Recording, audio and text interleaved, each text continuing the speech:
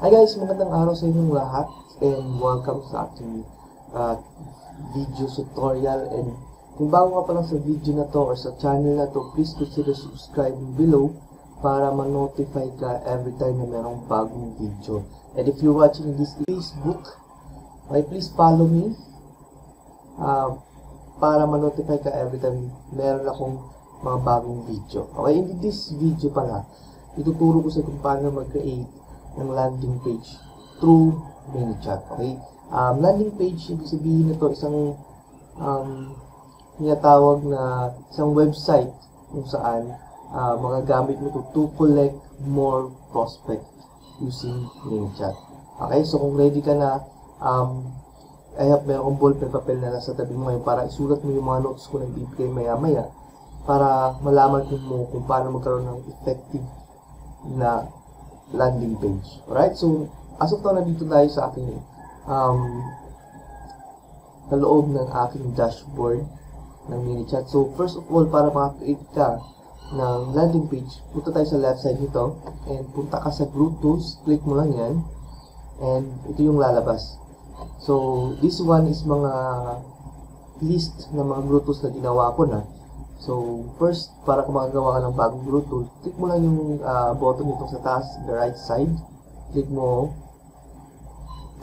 New Group Tools, tapos lalabas itong mga widget or mga Group Tools na pwede kang pumili dito. Pero yung atin dito as a tutorial, you will use landing page. Alright? So, click mo yung landing page. Yan. So, meron na kang, dito sa right side, ito yung magiging outcome or output ng yung landing page. And then this left side, ito yung mga ways kung paano mo edit yung landing page mo. So, first of all, you can use background. Pwede kang mag-create ng text or media background. So, maraming way kung paano siya gagawin. So, dito button type with check back or send to message. Usually send to message yung ginagawa ko. And colors, pwede mong ibahin yung background color mo kung gusto mong green, blue, red. You can change it. But sa akin, I always used white kasi mas decent tingnan and mas kaaya-ayang tingnan, hindi masakit sa mata. Headline, usually ginagawa ko doon is color red. Right, and description, I usually use this gray color. Or so depende yan sa kung gusto mo color. And bottom background, pwedeng white, blue. Pero sa akin, blue rin yung ginagamit ko. Button size, small, large, medium, usually large ginagamit ko. Button text, okay, so madaming button text dito. Receive to messenger, send to me. So pili ka lang dyan kung ano yung purpose ng landing page mo. Usually, to subscribe with messages. Usually, send to messenger lang yung ginagamit ko or send to me. Okay, yan, pwede mo yan i-edit. Then, media type.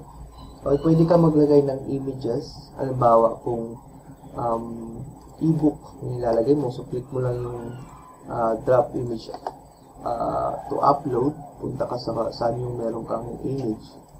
Usually, ito ginagamit ko.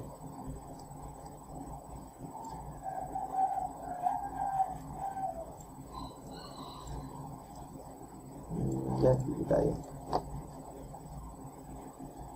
So, it will begin to upload your image. Yan. Pero yung dito kasi background siya, click mo yung text and media. Okay?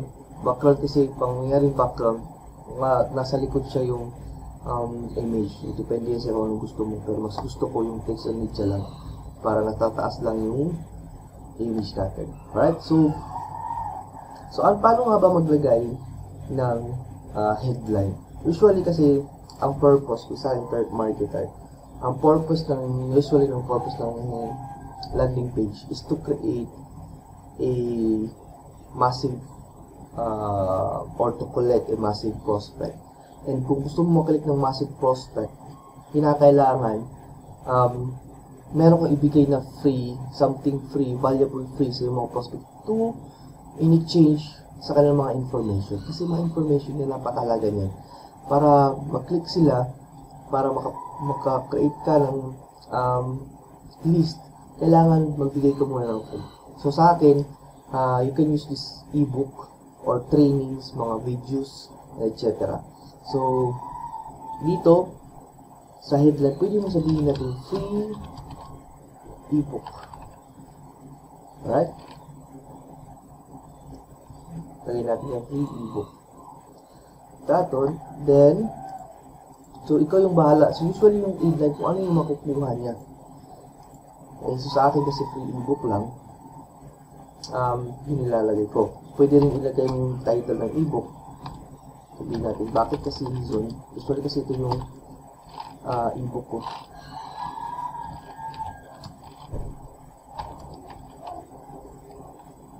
Yan.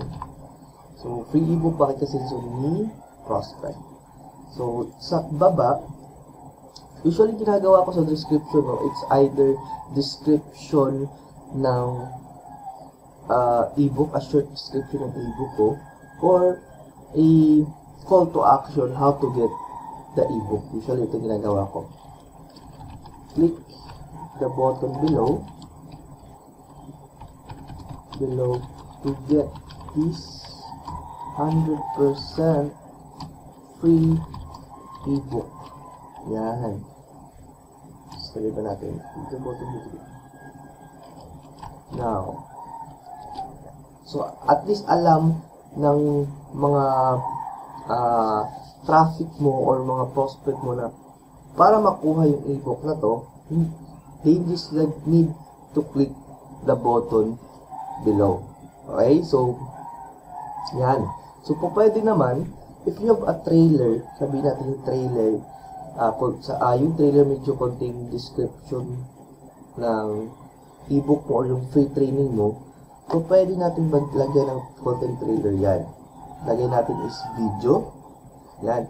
So, video, dito sa left side, pwede ka maglagay ng link from YouTube or Vimeo. Right, so, usually YouTube, punta ka lang sa YouTube. So, kahit anong, if you have a channel, pwede mo upload doon. Halimbawa ito. Ito na lang. So, yan.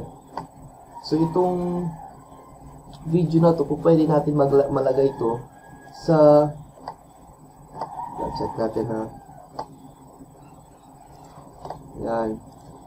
So, yung video na to, pwede natin malagay dito sa taas. So, para gawin to, just, pwede mo kunin yung link ng video. Pwede dito sa baba.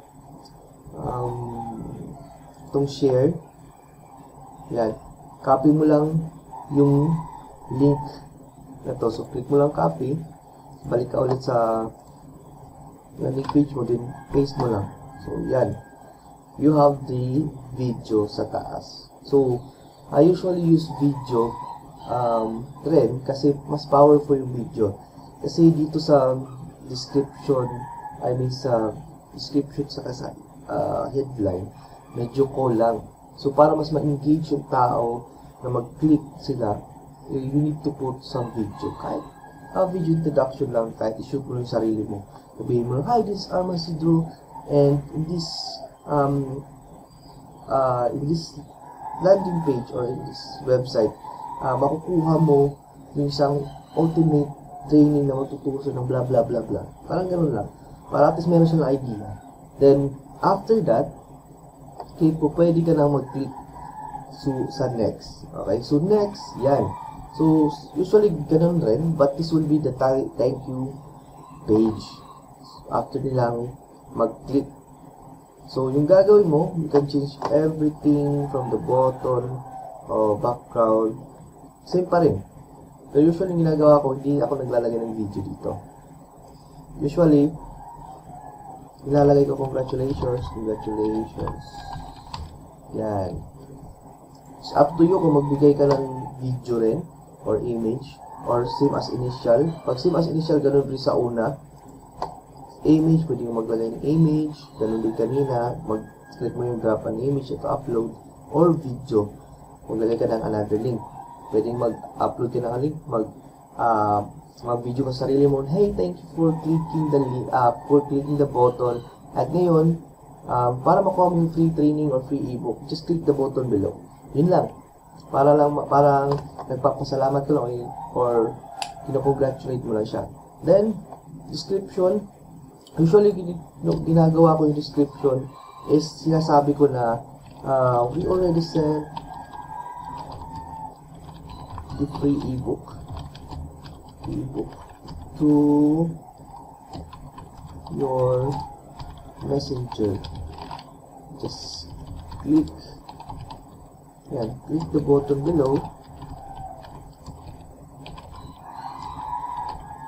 to get your copy now. Parang ganun lang. So, dito sa description, call to action yung ginagawa ko. Then, para may idea siya na pag pinili ka sa messenger, yung button na to, mapupunta sa messenger. Then, doon na yung masisend yung automated messages natin. So, mamaya tuturo ko sa iyo paano mag-automated. Alright? So, pagkatapos nito, pagtapos ka na, if gusto mo yung white lang text or white yung background, tapos yung text natin is red pa rin, yung description is red pa rin, it's depende nyo. You can check here sa left side, you can click. Pero usually, please, buha ka ng mga colors na hindi masakit sa mata. Hindi masakit sa mata at usually ito yung ginagamit yung green tapos white. Okay, so pagtapos ka na, click next. Yun. So dito sa right side, ito yung unang makukuha niyang messages. Okay, so ito yung unang makukuha niyang messages, and usually ito yung message na nagko-contain ng free training mo, sa link ng free training mo, or attach file mo yung free ebook mo. So, yung gagawin mo dito, you can have this left side, pwede mong edit yan. Okay, so you can edit that. Pero before ka mag-click ng edit, isave mo muna para hindi mawala yung ginawa mo from initial state dito sa message state. It means yung kaninang landing page saka yung thank you page natin. So, pag na-save na yan, pwede ka lang mag-edit. Yan. So, usually, ito yung ginagawa ko. Hindi ko nawala yung welcome. Welcome Arman, thank you for subscribing. Sinawala ko lang to. Yan. Tapos, sinasabi ko na ito na yung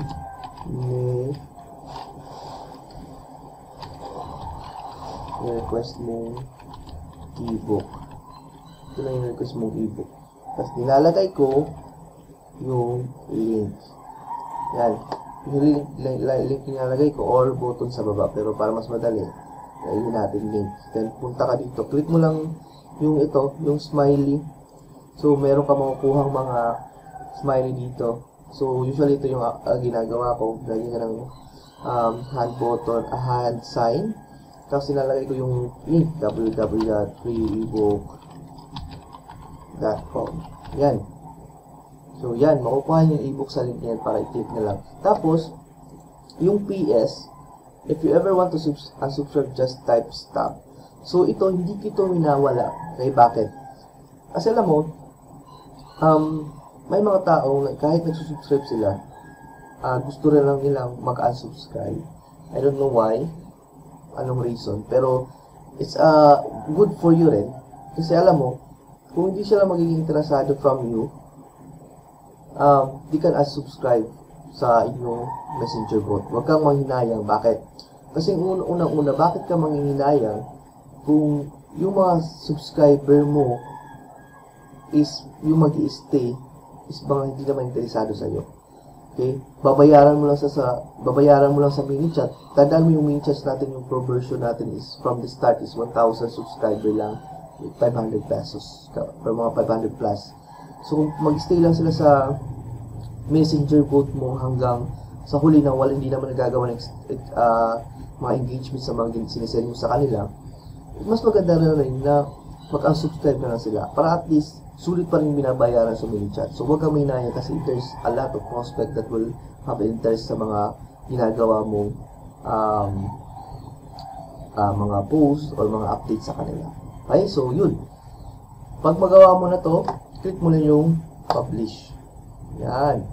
So, publish yung content na. Tapos, i-click mo lang dito sa top, yung Groot Tools number 14. Usually, ito yung Groot Tool name. Click mo lang yan para mabalik ka dito.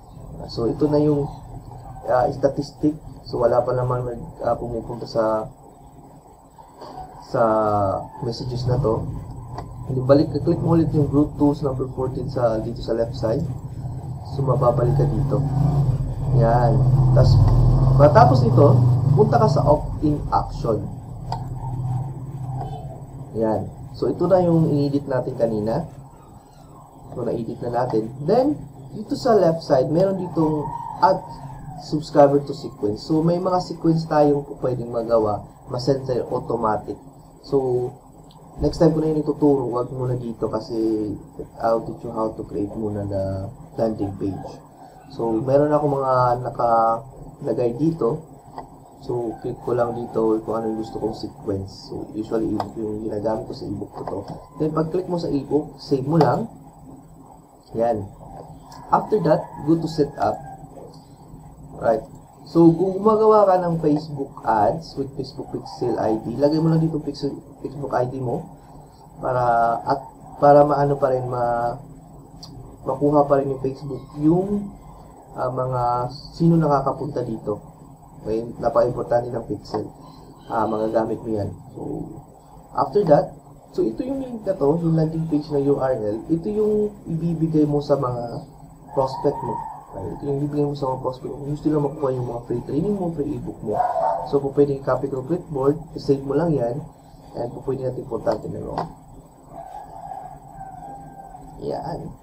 So, ito na magiging itsura ng landing page mo. Okay, so, I hope marami kang natutunan sa pag-create ng landing page through ManyChat. And thank you for watching. If you're watching this in YouTube, please consider subscribing below. And if you're watching in Facebook, please follow me para ma-notify ka every time na mayroon tayong bagong video na ilalabas. Thank you for watching this Arman once again, and see you on the next video.